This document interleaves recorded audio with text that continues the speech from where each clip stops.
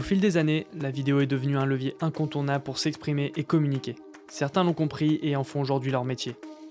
Je m'appelle Pierre, je suis vidéaste indépendant et en fondant le podcast Vite Vidéaste, je souhaite mettre en avant celles et ceux qui partagent cette passion commune pour la vidéo. Que ce soit pour raconter des histoires, susciter l'émotion ou l'émerveillement, chaque vidéaste a ce besoin d'utiliser une caméra pour transmettre sa vision de ce qui l'entoure.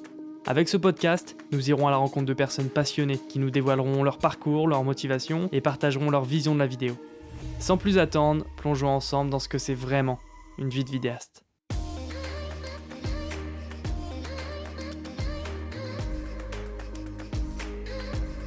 Bienvenue à tous dans ce second épisode du podcast Vite Vidéaste. Dans cet épisode, j'ai pu recevoir Axel Contest, un vidéaste grenoblois qui depuis maintenant une dizaine d'années enchaîne les projets vidéo pour des clients prestigieux. On a parlé ensemble de son parcours, de l'évolution de la vidéo au fil des années et de ses projets. Tout de suite, place au second épisode de ce podcast. Bonne écoute. Salut Axel, comment tu vas ?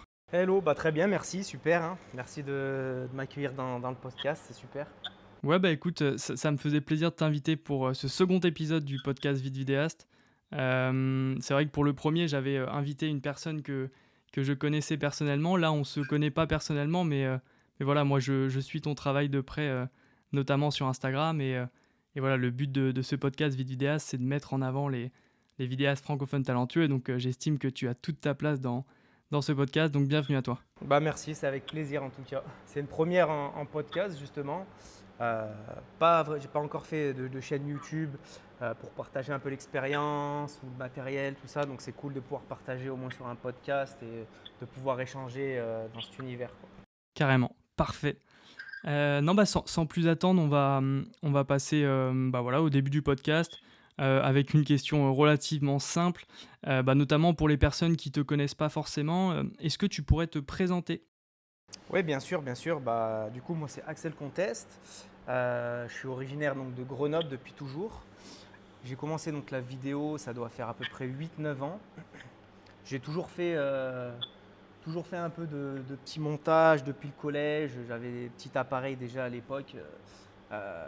Les petits appareils à 100 €. Où on commençait à avoir un peu de vidéo numérique, le début du HD, tout ça. Donc, j'ai pu me procurer une petite caméra à l'époque. Je faisais déjà des petits montages au collège où je faisais un peu des acrobaties, des saltos, des choses comme ça. Donc, ça m'a permis de découvrir un peu ce monde de la vidéo, m'entraîner, voir comment ça marchait, faire un peu les premiers montages. Donc, il faut savoir qu'à l'époque, c'était les ordinateurs de l'époque. Donc, c'était 2 ou 3 jours pour faire un petit montage simple. Donc, c'était vraiment ça qui m'a un peu plongé dans la vidéo, en fait. Parce que là-bas, je suis originaire de la danse. Je faisais beaucoup de danse.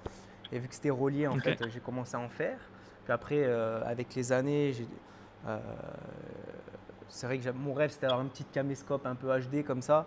Je savais que je voulais faire de la vidéo. Je ne savais pas forcément si c'était possible d'en vivre ou quoi que ce soit. À l'époque, c'était moins connu que maintenant. Donc, je ne m'étais pas forcément dit que j'allais vivre de la vidéo ou quoi que ce soit, mais je savais que je ferais de la vidéo plus tard et que quand j'aurais un peu plus de finances, je pourrais le faire. Donc du coup, c'est vrai que j'étais un peu au collège, au lycée, donc c'était compliqué au début de pouvoir faire des montages, d'avoir un peu l'ordinateur qu'il fallait, la caméra, le matos.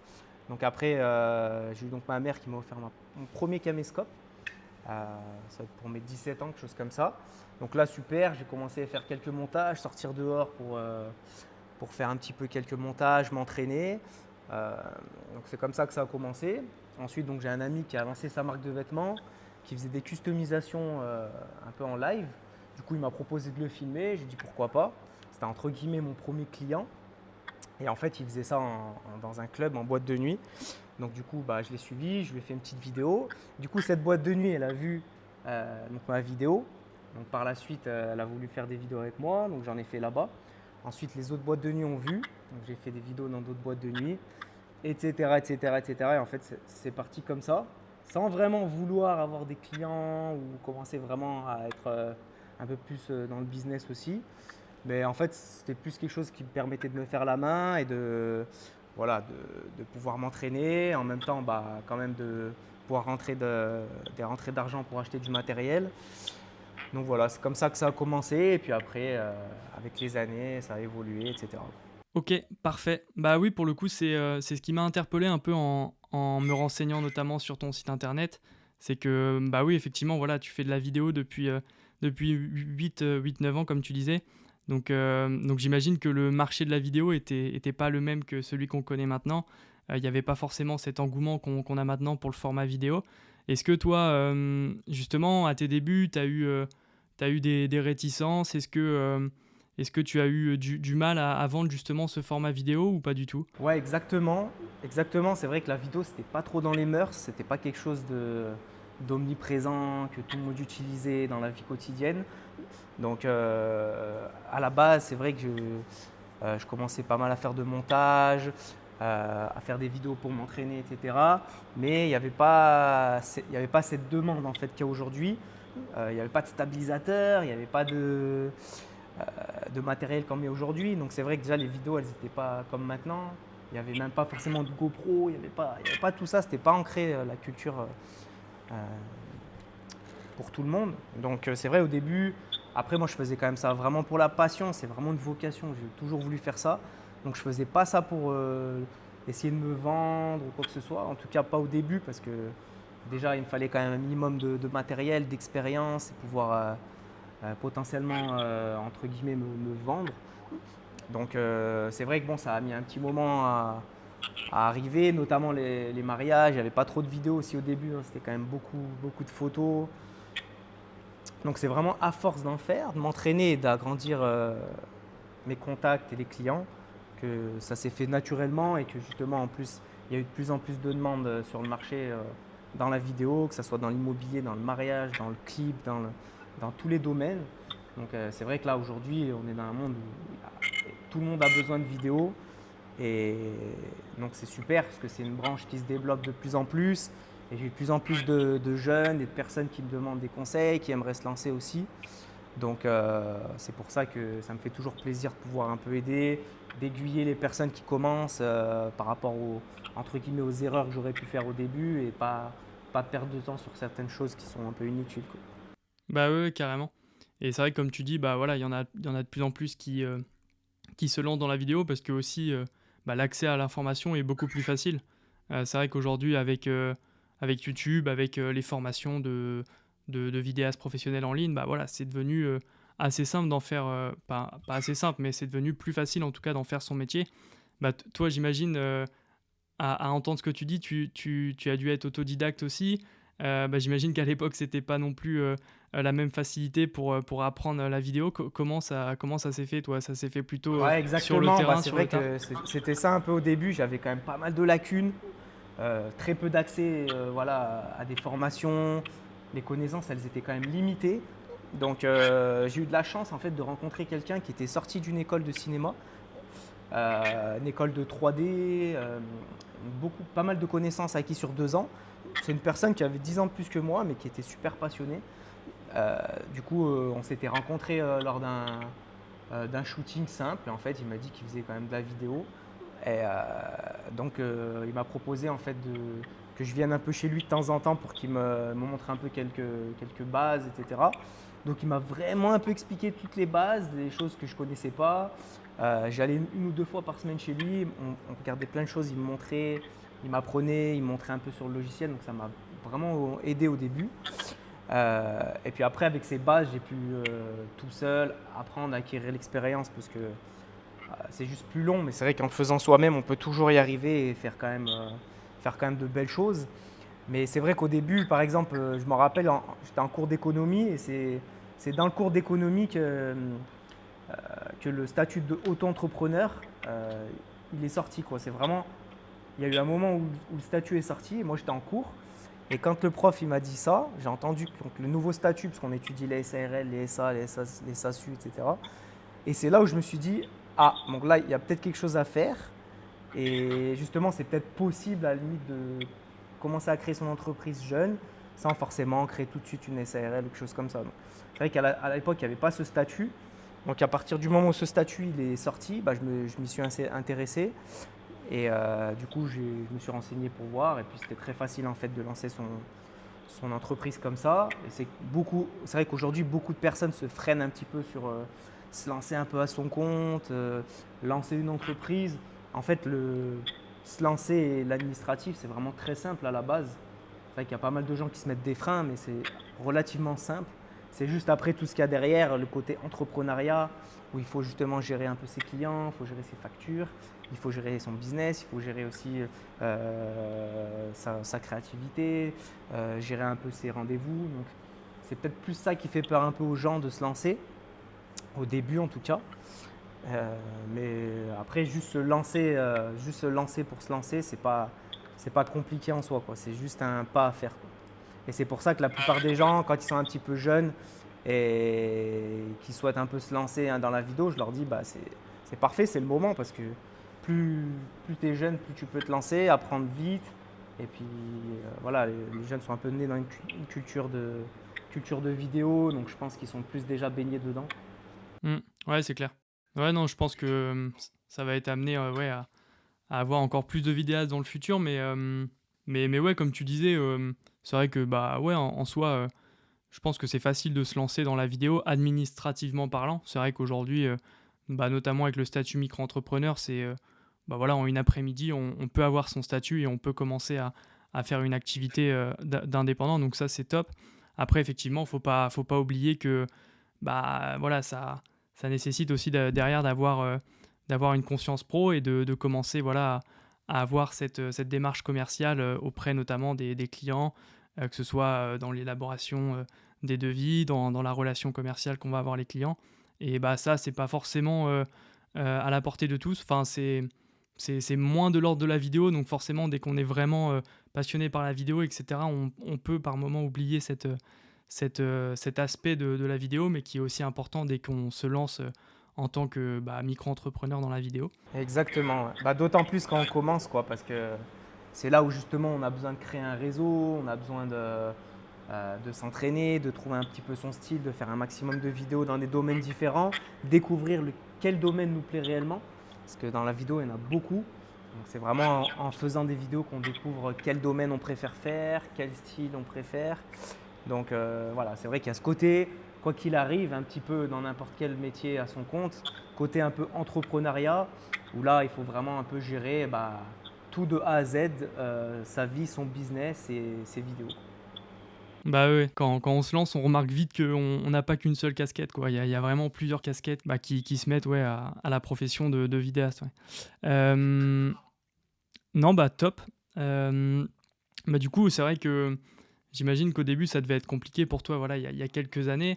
Mais c'est vrai que bah, maintenant, j'imagine que tu es dans une posture favorable parce que bah, voilà, toi, tu as commencé il y a quelques années où c'était moins développé. Bah, voilà, tu as peut-être plus galéré que les vidéastes qui se lancent maintenant, mais malgré tout, tu as aussi dû apprendre avec les moyens que tu avais. Et bah, aujourd'hui, bah, voilà, du fait que tu te sois lancé il y a assez longtemps, bah, tu as ta clientèle, tu as ta notoriété. Et dans un marché en 2020 qui explose, bah voilà, bah on le voit notamment sur Instagram, tu as beaucoup de projets dans des domaines différents, donc ça c'est top aussi. Euh, et effectivement, parmi les domaines, comme tu disais, bah, au début, voilà, faut tester différentes choses dans différents domaines de la vidéo parce qu'il y en a beaucoup. Toi, il y a notamment le mariage dans lequel tu t'es, entre guillemets, spécialisé, si je me trompe pas. Exactement, ouais, c'est ça. Ouais, le mariage, bah, c'est vrai que j'avais été voir notamment via mariage.net, qui est un site qui référence de nombreux prestataires dans le mariage. Toi, tu as reçu une récompense, c'était cette année, c'est ça? Ouais, exactement, ouais, c'est ça. C'est le Wedding Award 2020, c'est pour récompenser un peu les voilà, meilleurs prestataires en catégorie vidéo. Donc ça, c'était top. C'est vrai qu'au début, par exemple, j'aimais pas forcément faire des mariages. C'est quelque chose qui peut paraître un petit peu pas forcément créatif, un petit peu ennuyant.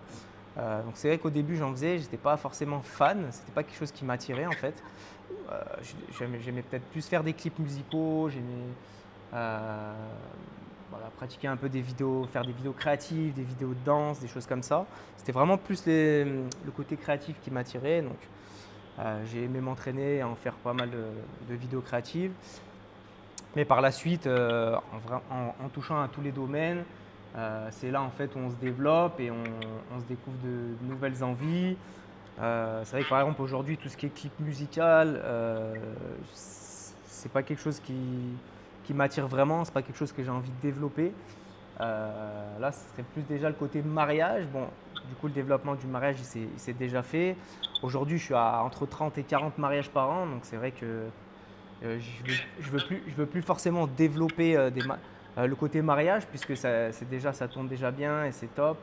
Et maintenant, je prends vraiment du plaisir parce que je trouve un peu une recette qui me plaît, quelque chose où je peux être créatif et qui plaît aussi aux mariés. Donc c'est vrai qu'après, quand on trouve un petit peu ces recettes dans chaque domaine, c'est là où on prend du plaisir parce qu'on a un peu la base de ce qu'on veut faire dans le montage dans la tête et après on peut développer justement dans le jour J un petit peu de nouvelles techniques, se faire plaisir sur le côté créatif, mais tout en gardant l'esprit du mariage à chaque fois, quoi. Donc c'est vrai que le côté de mariage, je l'ai bien développé, c'est top, ça va bien. Mais là, actuellement, maintenant, je développe plus des projets de publicité, des projets de vidéos d'entreprise, des projets créatifs, euh, des vidéos de portraits, des reportages. Plus des choses comme ça qui vont être créatifs, mais avec, j'essaie d'apporter ma touche, donc quelque chose un peu de film, un peu reportage, un peu plus voilà, je ne suis pas trop dans cet esprit justement New Wave où là on voit beaucoup de vidéos de voyage, de transition, de choses comme ça. C'est cool, mais pour moi la vidéo avant tout c'est quoi? C'est juste uniquement raconter une histoire, faire partager des émotions. Et pour moi c'est ça. Donc yes, c'est cool de faire des transitions, yes, c'est cool de faire des voyages, de faire des vlogs, des choses comme ça. Mais moi, l'essence même de la base de la vidéo, pourquoi j'ai voulu en faire, c'était à chaque fois faire face à un message, montrer comment je voyais telle chose. Donc c'est vrai que là aujourd'hui, maintenant, je veux vraiment développer le côté créatif. J'attendais vraiment d'avoir assez d'expérience, de matériel et de tout ce que j'avais besoin pour vraiment montrer ce que je voulais faire, vraiment avoir le résultat que j'avais en tête. Donc là, maintenant, j'ai à peu près tout ce qu'il faut. Je veux vraiment faire voilà, des publicités comme ça, des reportages comme j'ai en tête, des vidéos d'entreprise à mon goût. Donc voilà, c'est plus des projets comme ça maintenant vers lesquels je me dirige que des projets plus simples ou moins Ok. créatifs. Ouais, donc tu es plus dans une logique d'essayer de varier les domaines de vidéo dans lesquels tu exerces. C'est pas une volonté de ta part, genre de vraiment être un vidéaste de mariage, mais plus, bah voilà, apporter ta touche créative dans différents domaines, que ce soit bah voilà, le mariage, aussi le corporate, etc. Donc ouais, ça c'est top.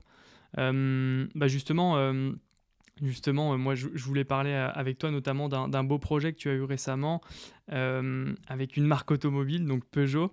C'est vrai que moi j'ai pu voir ce projet-là, donc qui est un très beau projet avec une très belle marque française.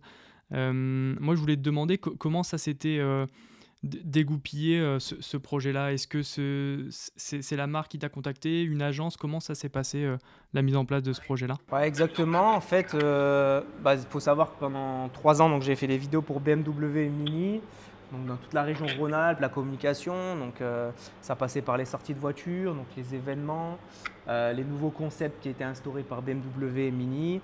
Donc, j'ai eu l'occasion de rencontrer pas mal de gens. J'ai eu l'occasion de faire pas mal de vidéos sur 2 à 3 ans, en concession, en circuit sur glace, en événements, donc beaucoup de choses. Et ça m'a amené à développer mon réseau dans cette branche. Donc après, j'ai pu filmer. Donc j'avais un ami d'enfance qui justement lui est devenu d'un des patrons de Renault en fait dans ma région à Grenoble. Donc je vais pu faire des vidéos aussi là-bas. Et en fait, toute cette visibilité, elle m'a permis de toucher un peu des personnes qui travaillaient un petit peu dans la publicité, qui travaillaient un peu dans le milieu euh, des concessions automobiles. Du coup, j'ai été contacté directement par les responsables communication de Peugeot France en proposant donc, de créer un projet donc pour la Peugeot 208 qui sortait, mais en mettant un petit peu ma touche, que ça soit créatif. J'ai pu justement mettre une danseuse parce que c'était mon univers à la base. Donc moi, j'ai juste proposé un scénario simple où on voyait vraiment sensation de liberté, où la fille dansait, et plus elle dansait, comme si un petit peu elle articulait la voiture, et que plus elle dansait, plus la voiture elle avançait vite. Donc vraiment idée simple, côté graphique, c'est tout ce que j'aime en fait moi. montrer une petite histoire, vraiment apporter ces petites touches en plus, mais de simplicité, que ça soit simple, épuré, bien graphique et qu'on connaisse un petit peu ma touche. Donc du coup, j'ai pu avoir un mois ou deux de préparation.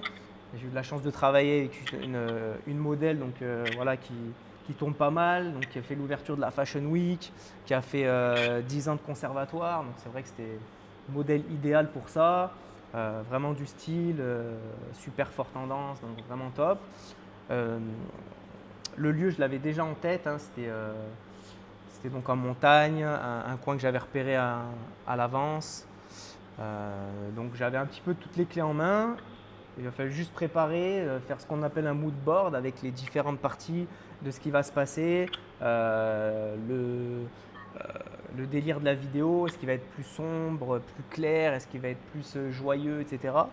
Donc une fois que tout ça est défini, le lieu, les personnes, tout est trouvé. Il suffit de faire valider donc, par la société.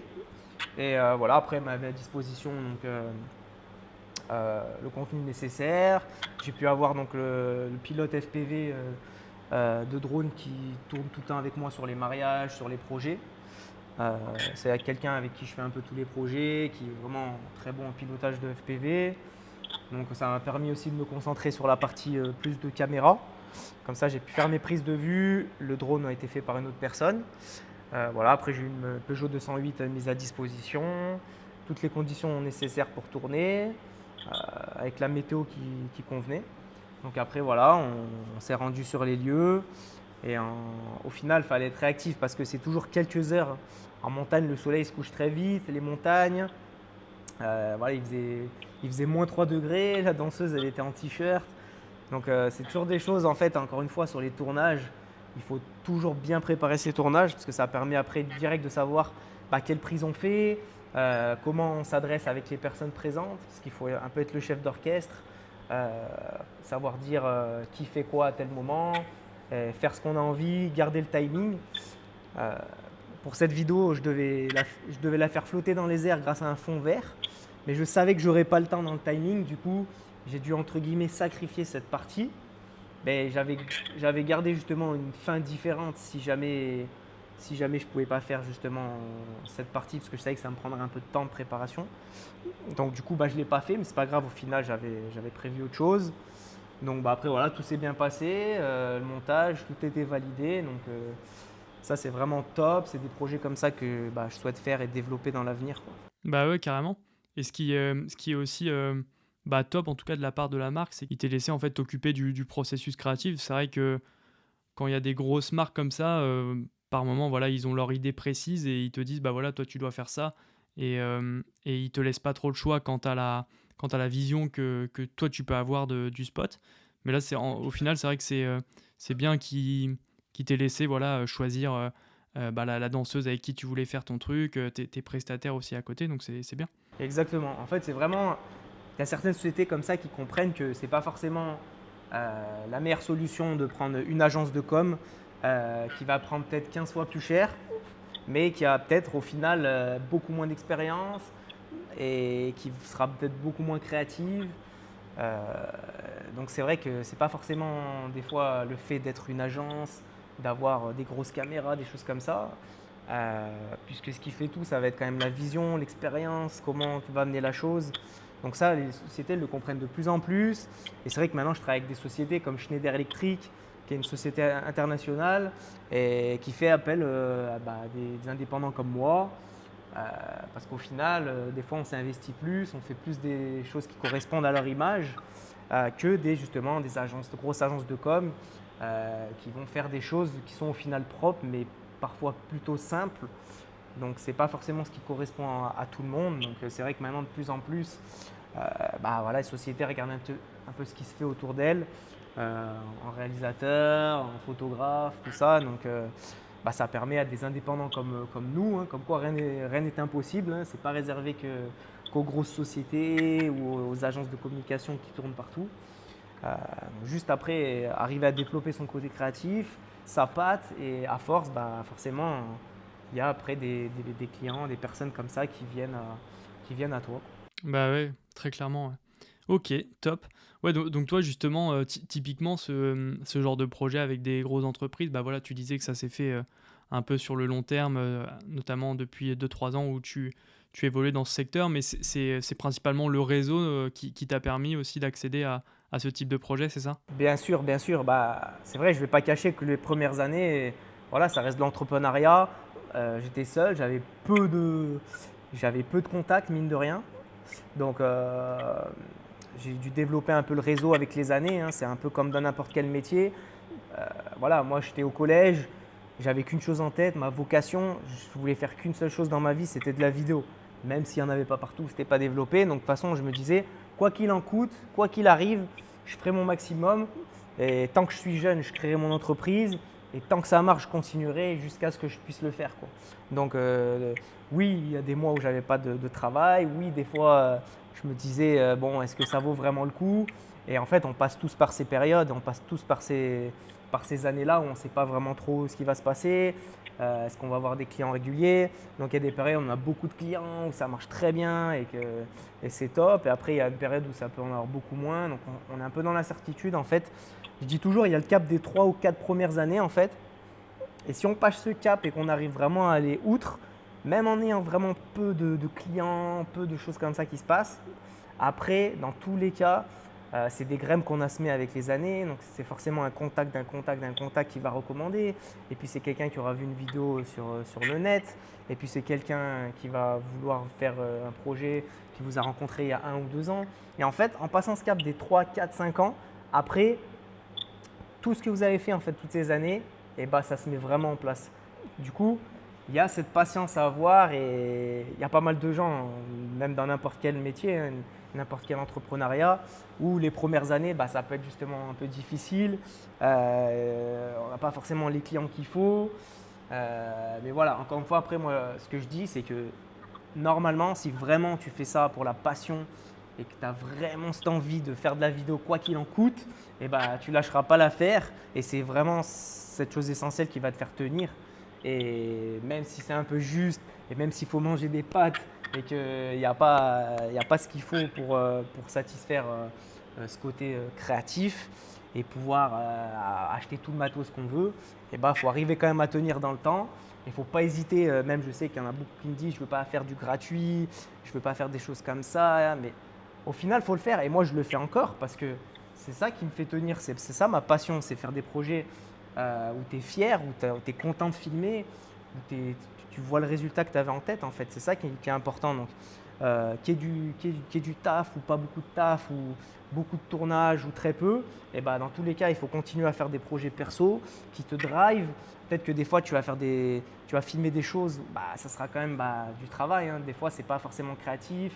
Ça peut être des interviews avec beaucoup de choses à couper, où ce n'est pas forcément top. Et c'est justement où là, en parallèle, il faut faire des projets perso et faire des choses pour kiffer. Et c'est ça en fait qui va faire tenir dans les années. C'est pas perdre cette passion, cette envie de créer et de s'améliorer sans cesse. Et en fait, si tu as ça dès le départ et que tu lâches pas, eh ben, ça peut faire que marcher. Moi aujourd'hui, je suis encore plus passionné qu'avant. Je suis moins frustré parce que j'ai le matos que je souhaitais depuis le début. J'ai l'expérience, je sais ce qu'il faut que je fasse comme plan, comme réglage, comme montage pour avoir ce que j'ai en tête. Et après, avec les années, tu peux arriver à te projeter avant de filmer, avoir vraiment ce que tu as en tête, comment le faire pour le faire le jour J sur le tournage. Donc ça, c'est trop bien parce que ça te permet vraiment d'adapter tes tournages, de bien préparer à l'avance et après d'avoir le résultat que tu souhaites, quoi. Bah, ouais, pour le coup, tu as très bien résumé la situation et c'est vrai que je suis tout à fait d'accord avec la vision que tu peux avoir des choses. Bah, voilà, au début, c'est pas toujours évident. C'est vrai qu'il y a des moments où il y a des projets, d'autres moments où c'est un peu plus calme et je pense que, bah, voilà, pour les personnes qui veulent se lancer dans la vidéo, qui vont écouter ce podcast ou qui sont dans leur début, voilà, le thème enfin, la phrase que tu as dit tout à l'heure, ne jamais lâcher l'affaire, je pense que c'est un peu le maître mot de ça. C'est ça, c'est ça. Celui qui se lance déjà maintenant, bah voilà, c'est quand même une branche où il y a de la demande. C'est quand même une branche où tu peux développer beaucoup de compétences, où tu peux quand même trouver des clients entre guillemets facilement, puisque maintenant il y a les réseaux sociaux, il y a plein de choses qui permettent en fait de pouvoir se vendre et montrer ce que tu fais et pouvoir attirer de nouvelles personnes. Donc c'est en fait le moment idéal quoi. Donc aujourd'hui le matos coûte beaucoup moins cher qu'avant, c'est léger, c'est pratique, il y a moins de choses forcément à gérer sur le tournage, donc plus d'automatisation en fait dans tout ce qui est matériel. Donc franchement, à ceux qui se lancent, moi je leur dis toujours d'y aller quoi. Puis c'est jamais trop tard. Je fais des formations tous les mois pour des personnes et j'en ai qui ont 40 ans parfois et qui veulent se reconvertir en fait parce qu'elles sont passionnées et elles se disent au final pourquoi pas me lancer. Donc moi je leur dis bah yes, il n'y a pas de souci. Donc parfois il y a cette peur de se lancer parce que déjà un train de vie, déjà peut-être des enfants, déjà un loyer, tout ça. Donc c'est vrai que parfois il y a un peu cette peur de se lancer. C'est pour ça que c'est bien de se lancer assez jeune en fait. Donc à toutes les personnes qui me disent qui se lancent, je leur dis yes, c'est parti. Juste pas hésiter à toucher à tous les domaines, hein, notamment pour se faire des contacts, pour voir ce qu'on préfère faire. Donc que ce soit dans l'immobilier, que ce soit dans le mariage, dans le clip musical, dans la vidéo corporate, dans la vidéo de sport, sport extrême. En fait, il faut toucher à tous les domaines, voir ce qui nous plaît, voir ce qui se développe. Et en fait, c'est là où on va semer des graines, c'est là où on va rencontrer des contacts. Et à force, avec les années, en fait, eh ben, il y aura toujours une personne dans tel domaine qui aura besoin. Aujourd'hui, moi, tous les jours, ça peut être 2 à 7 demandes par jour pour de l'immobilier, pour un mariage, ça peut être pour un clip, pour un conseil. J'essaye toujours de répondre quand on me demande un petit peu des conseils sur le matériel, quand on me demande des conseils sur quoi que ce soit. Donc, c'était toujours agréable de pouvoir aider. Mais c'est sûr qu'il voilà, ne faut pas hésiter à vraiment réaliser des vidéos dans tous les domaines. Pas hésiter à faire, ça c'est simple, hein, un ami qui fait du skate, aller le filmer un petit peu aussi pour s'entraîner. Quelqu'un qui a peut-être une pâtisserie, lui faire une vidéo. Ça peut être un entrepreneur, ça peut être quelqu'un qui fait de la soudure, ça peut être vraiment n'importe quoi. Tout le monde un peu a des contacts, un oncle ou autre qui fait une activité. Et en fait, il sera toujours content d'avoir une vidéo et ça va vous entraîner en fait à le faire. Donc voilà, je conseille toujours de faire. Et en fait, l'expérience parfois c'est mieux que la connaissance. Donc c'est top, il y a plein de tutos YouTube, il y a plein de formations accessibles. Il y en a qui font des tips un petit peu toutes les semaines, donc ça c'est vraiment top. Mais l'expérience, ça reste important. C'est vraiment en pratiquant et en s'entraînant et en faisant des erreurs, justement, on arrive quand même à progresser, quoi, mine de rien. Carrément. Ok. Bon bah top. Ça fait à peu près une demi-heure là qu'on discute, donc ce que je vais te proposer, c'est qu'on passe au petit jeu. Il y en avait 2 dans le premier épisode. Il y en a un que j'ai squeezé parce que voilà, je pense qu'il était pas top. Mais ouais, si ça te va bien, on va passer au jeu. Donc on se retrouve juste après le jingle.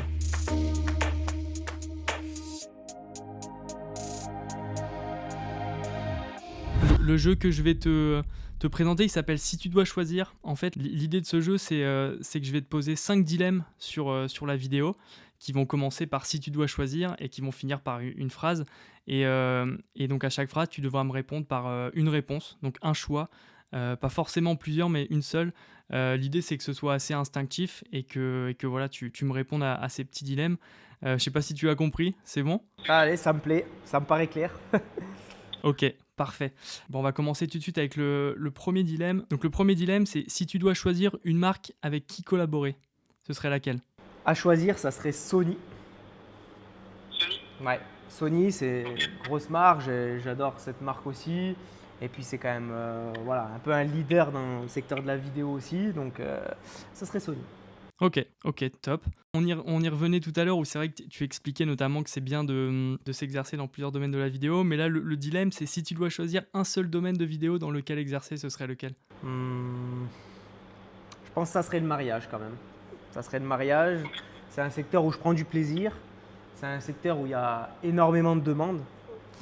Et du coup, ça permet d'allier en même temps la partie business, d'allier les côtés créatifs. Voilà, ça serait quelque chose qui me permettrait d'avoir un petit peu tout réuni. Ok. Bah ouais, c'est vrai que le mariage, c'est pour rebondir là-dessus, c'est vrai que c'est une démarche un peu différente que celle voilà, de la relation qu'on peut avoir avec des entreprises. C'est vrai que là, on a affaire à des hommes et des femmes qui sont comme nous. Enfin voilà, c'est des particuliers.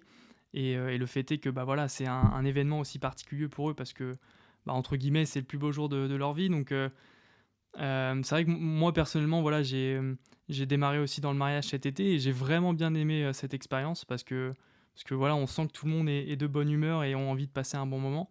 Et bah, ça, tu le ressens aussi quand tu filmes. Donc, donc c'est top et j'imagine aussi c'est aussi l'une des raisons pour lesquelles ça te plaît toujours autant malgré que tu fasses ça depuis des années. Exactement. Ouais, c'est toujours quelque chose que j'aime faire. Il faut savoir que bon, pour tous les filmmakers, souvent, c'est pas très sexy de forcément être dans la branche de mariage. C'est pas forcément quelque chose qu'on a envie de se mettre tout de suite au début. Pas mal de gens qui sont plus atterris par les clips, faire des choses avec des visibilités pour des youtubeurs, etc. Mais il faut savoir quand même que une des seules vidéos qu'on va vous demander en tant que particulier, parce que monsieur et madame tout le monde, quand est-ce qu'ils auront besoin d'une vidéo à part dans un mariage dans leur vie? Bah, pas à grand moment quoi. Donc c'est cool de faire pour des entreprises, pour des artistes, pour n'importe quelle personne. Mais la personne lambda de 90% de la population en fait, et bah, là où vous allez pouvoir faire des vidéos pour des particuliers, et bah, ça va être dans les mariages justement. Donc il ne faut pas en fait dénigrer cette partie parce que en fait, c'est là où il y a le plus finalement de business dans cette branche parce que 90% des personnes lambda qui ne vont pas vous appeler pour de la vidéo parce qu'ils ne sont pas artistes, parce qu'ils ne sont pas chanteurs ou autres, eh ben, ils vous appelleront pour le mariage. Du coup, c'est vrai que bon, maintenant, la plupart du temps, ça commence un peu à rentrer aussi.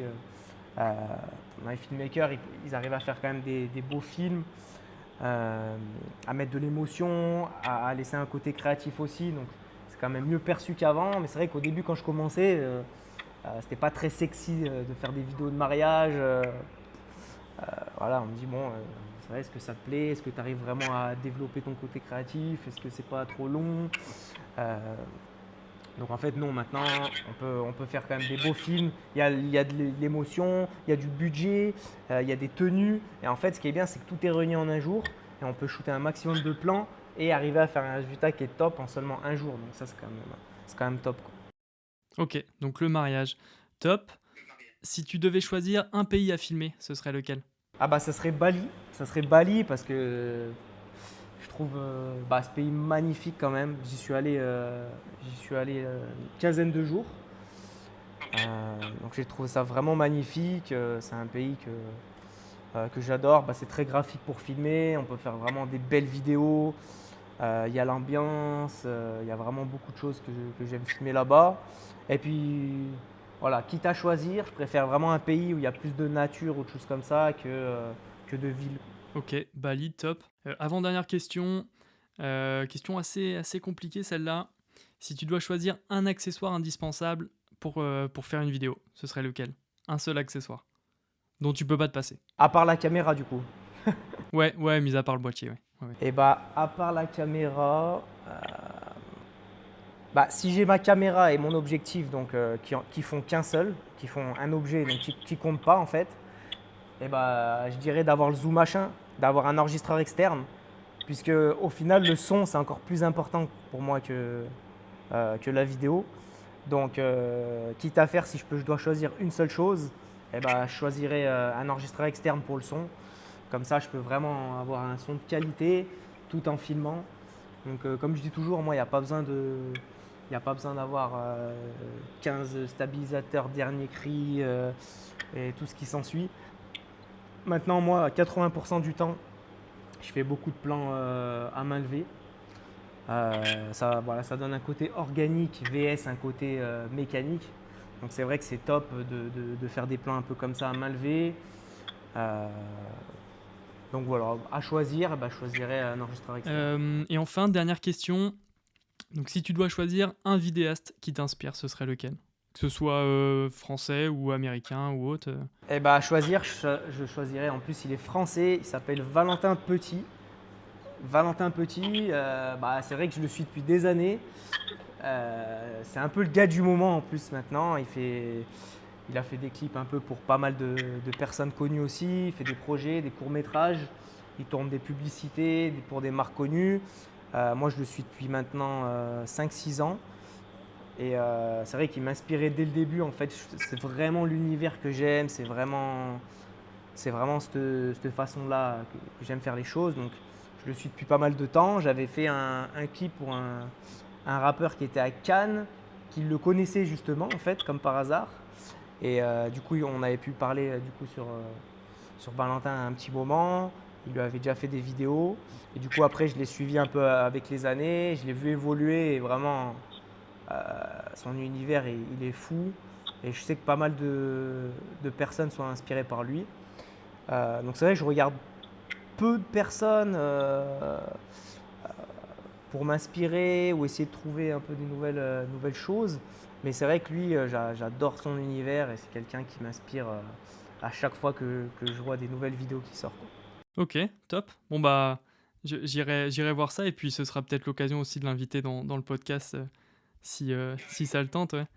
Ok, bah écoute, merci en tout cas pour ces réponses. C'était assez instinctif pour le coup, donc c'est top. Donc du coup, bah, comme tu sais, le podcast il s'appelle Vite Vidéaste. L'idée à travers ce nom, c'est aussi voilà, de rentrer dans le quotidien d'un vidéaste, notamment par son parcours, ses projets, etc. Si toi, tu devais avoir une journée type de toi, Axel Contest, en tant que vidéaste, ce serait quoi la journée type? Bah, journée type, du coup, moi, il y a un petit peu deux journées type parce que il y a vraiment cette journée où je vais tourner toute la journée. Donc là, en fait, la veille, je prépare toujours mes affaires.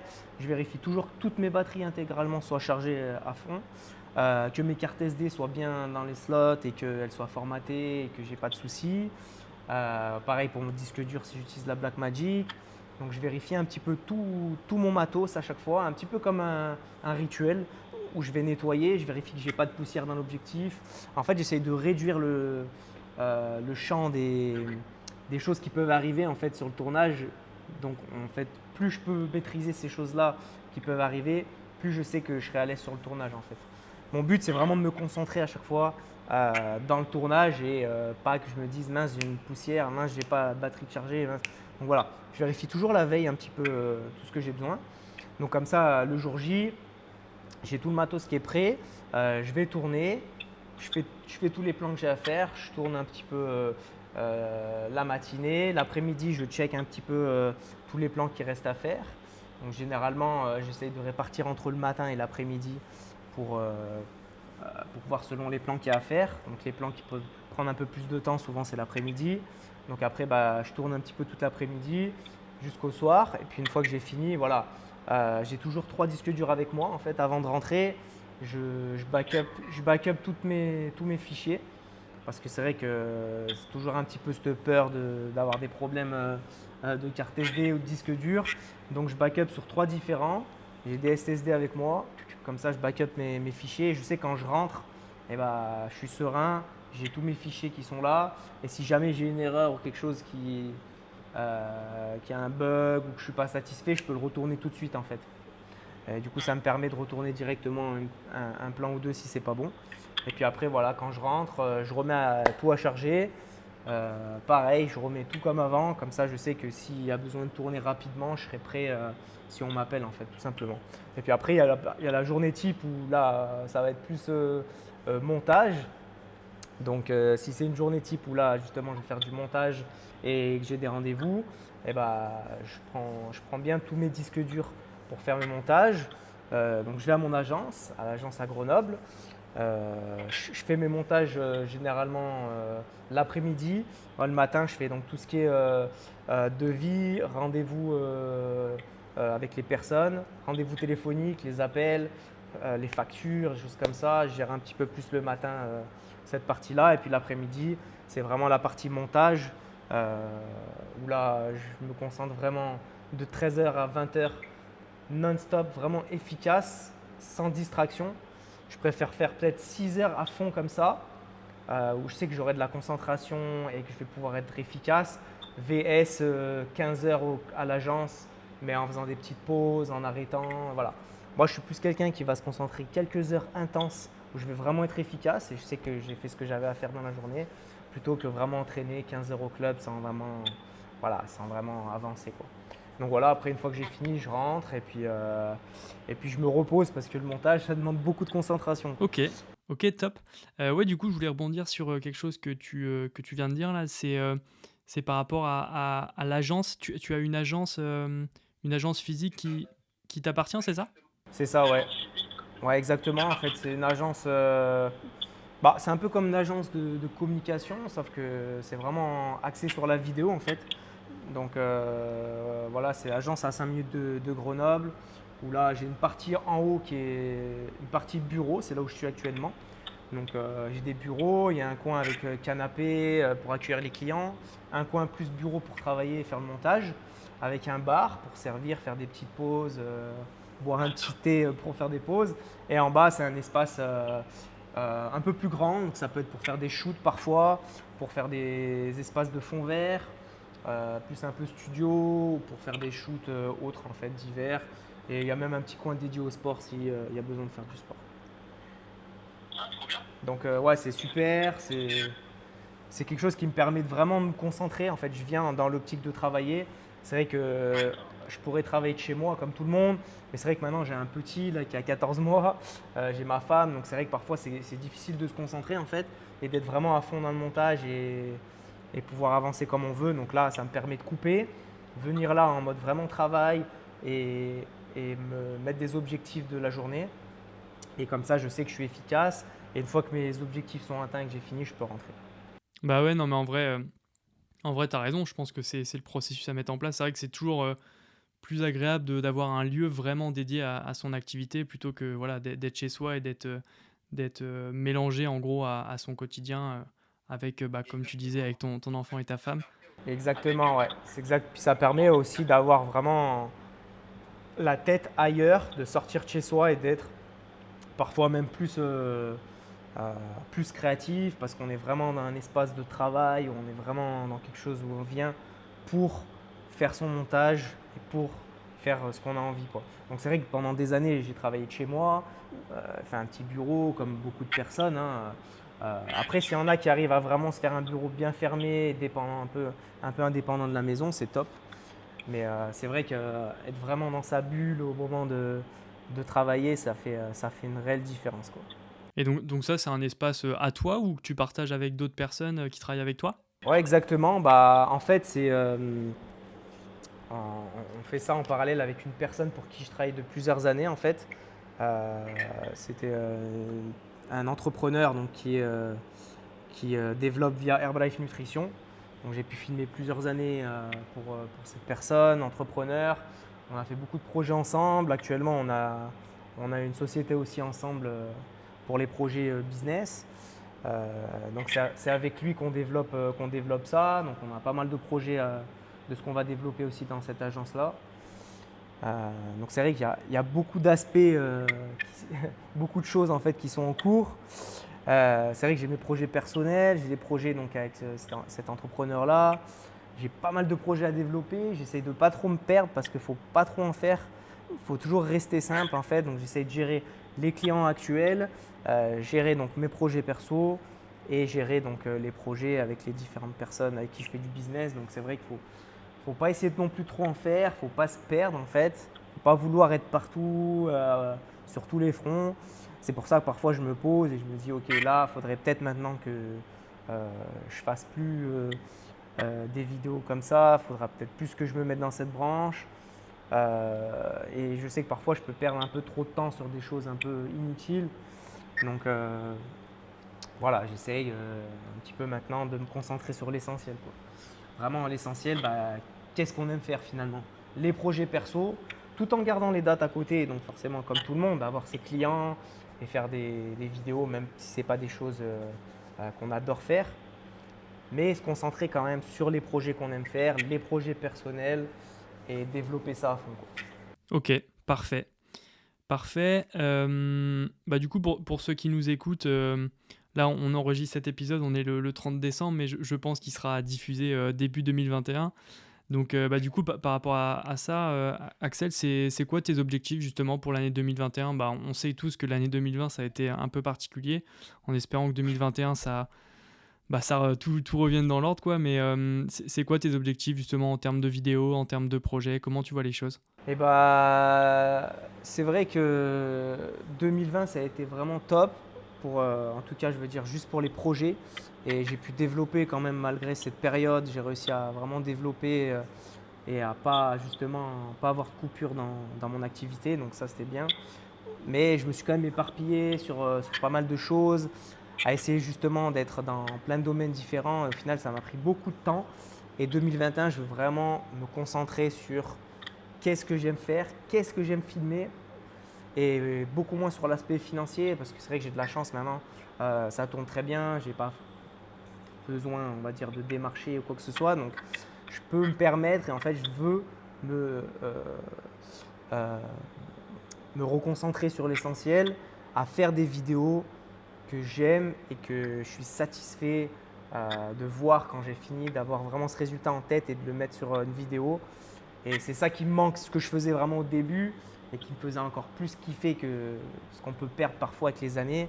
Je veux vraiment revenir à ça, faire ce que j'aime et faire vraiment plusieurs vidéos dans l'année où je suis fier et que je suis content et me dire ok, j'ai vraiment fait ça qui me plaît et j'ai sorti telle et telle et telle vidéo.